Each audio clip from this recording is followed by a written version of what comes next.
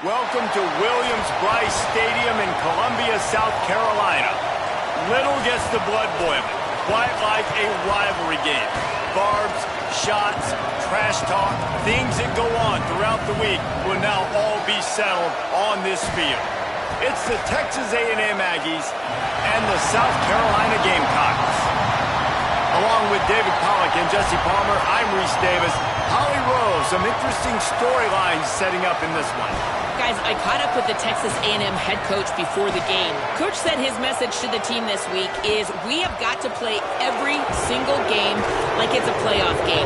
They have done well in the conference so far, and he wants to continue that dominance, but consistency is the key. He keeps telling his team we just have to go 1-0 this week to keep that consistent approach going. Back to you. Thank you, Holly. Really looking forward to this matchup. The Gamecocks ready to kick it away first.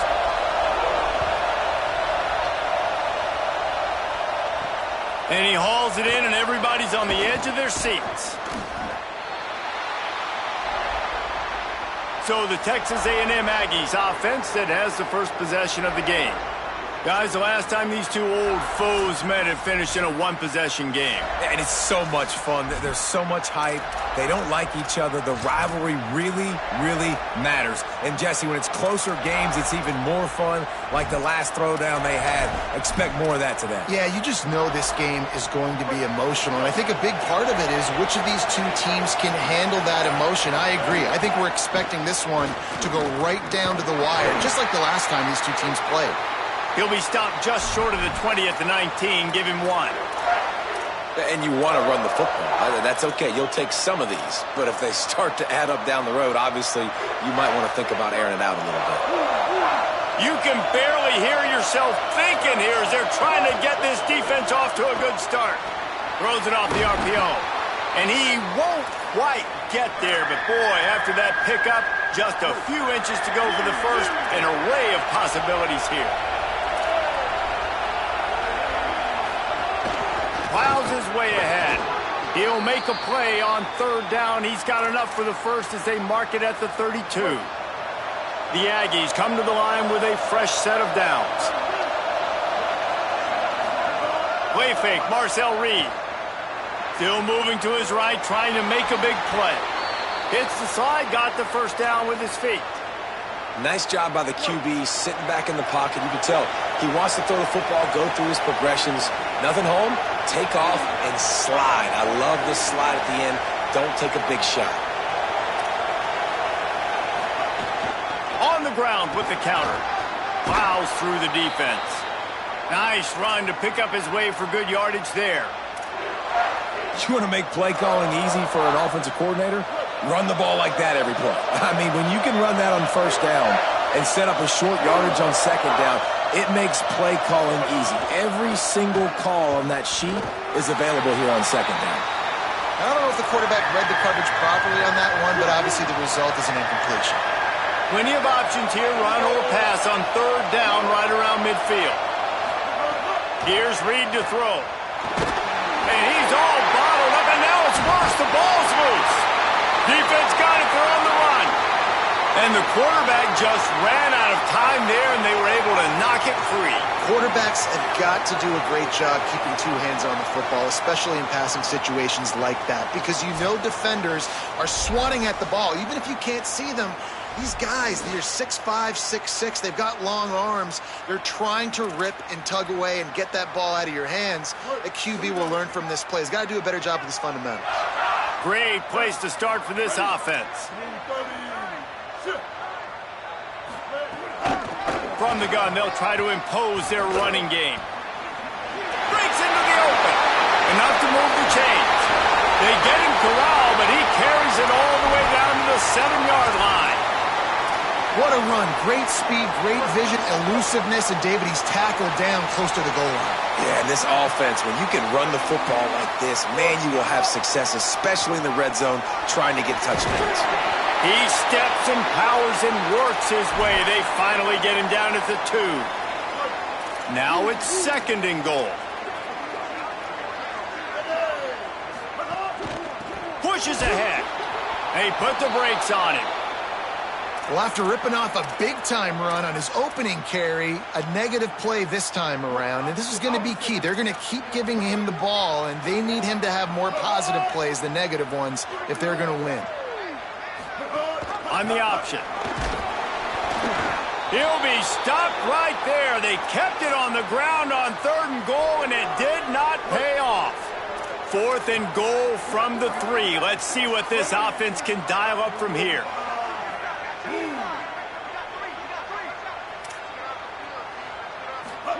Sellers to throw for it on 4th. Oh, pressure's coming. And he rolls into the house. Touchdown, South Carolina! And I love the aggressiveness early. Love that they went for it on 4th down. They punch it in. They get the 7. And here's the thing, Palmer. I love the aggressiveness. When you start to get this goal-to-goal situations, the defense now, even if they get a stop, they got to go the whole length of a field against my squad. Love people that go for touchdowns instead of field goals down here. Well, I think the offensive line also helps the head coach make that call, knowing that he can trust these guys to get it done. These guys are battle-tested. A lot of these players have been in big games and played in big moments. So here you are early in this situation. Let's roll the dice. Let's capitalize on this and trust those big fellas to get it done.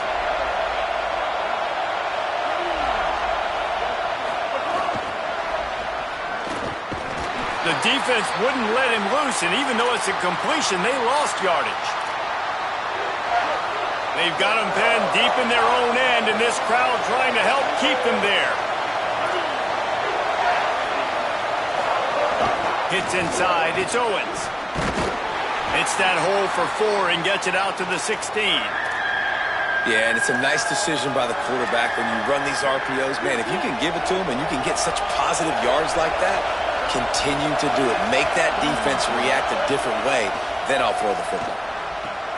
Makes the grab. He'll be stopped about 2 yards short of a 1st down.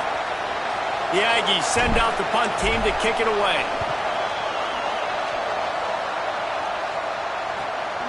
Not a lot of room to field this one. He's brought down, not a lot of room to take that one back. And the South Carolina offense is back on the field.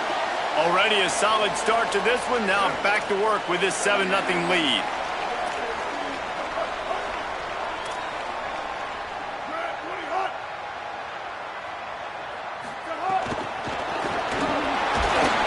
Surged ahead for a couple there. It'll be 2nd and 8.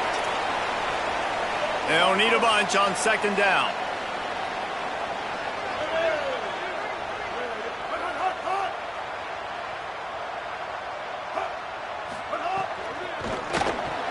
Timed it perfectly to knock it free and forces a 3rd down. Trying to pick up a 1st down.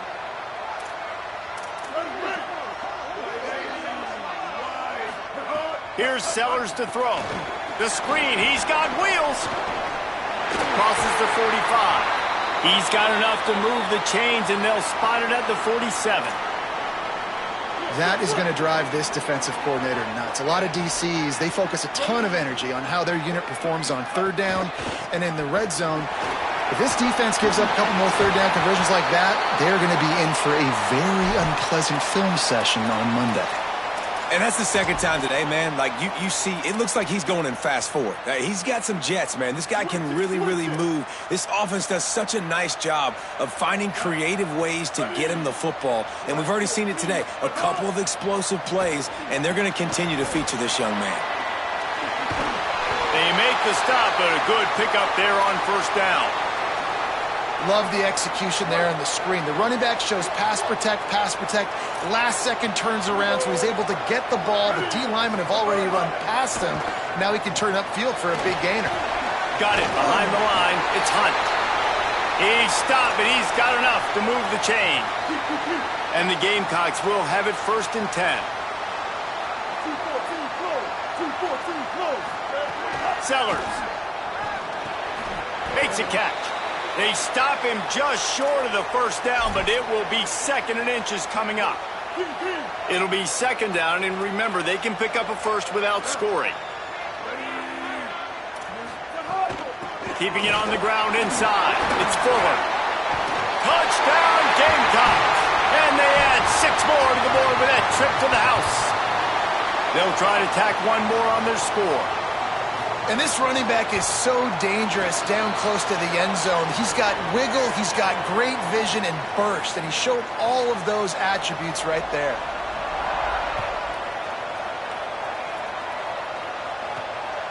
He'll bring it out. It's Bussey. And he'll be out of bounds right at the 25, exactly where he would have been if he'd taken the knee. Here comes the Aggies offense out to start this drive. They've gotten off to a sluggish start and need to put something together on this drive. Fires left. It's caught. A quick tackle made, but he's got plenty for the first down. Texas A&M going up tempo. And I think one of the secret sauces from a year ago for A&M was Craver and Concepcion. They were the best 1-2 punch in college football as far as playmaking receivers. Guys that could catch it short and take it long. Now you bring in Horton, who comes over from Alabama. This receiving core now, can they continue to grow? Can the passing game get better, Palmer, and take that next step? It's picked off, and that's number 10. Got room on the return.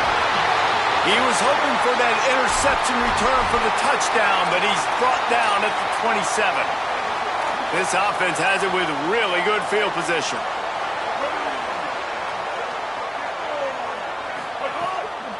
Trying to move them on the counter.